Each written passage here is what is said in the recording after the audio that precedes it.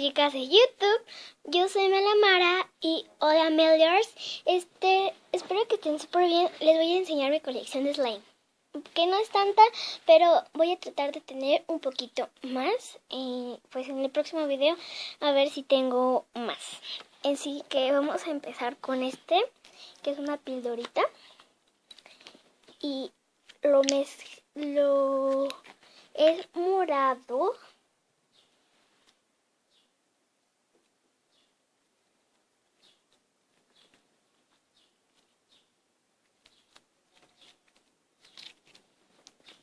Y pues es morado.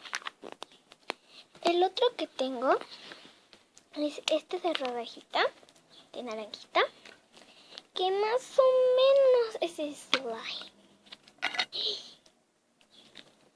Bueno chicos, una mala noticia. Ya se secó, así que está feo total. Lo que sí nos vamos a quedar con el envase.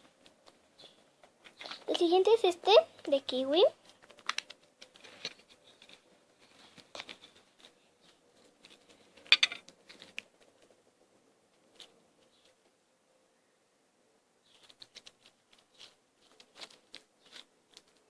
Este es súper bonito.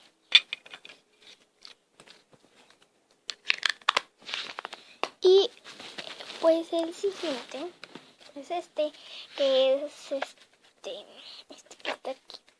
Así que vamos a destaparlo.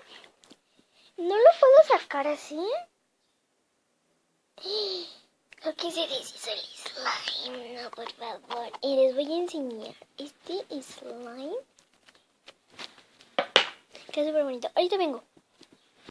Bueno, es este, que es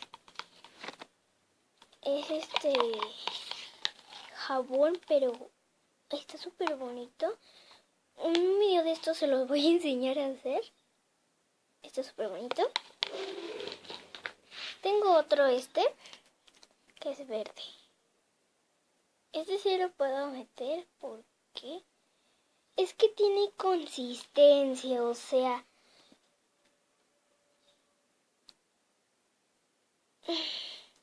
tiene consistencia, pero miren, si lo voy mezclando y mezclando y mezclando, pues sí se me quita, pero más o menos. Y es que sí tiene consistencia, miren. Les acerco un poquito más Si se enfoca en la cámara, les voy a hacer esto. O sea, sí tiene consistencia. Miren mucho. Entonces espero que les haya gustado este video. Den muchos likes y nos vemos en el próximo video.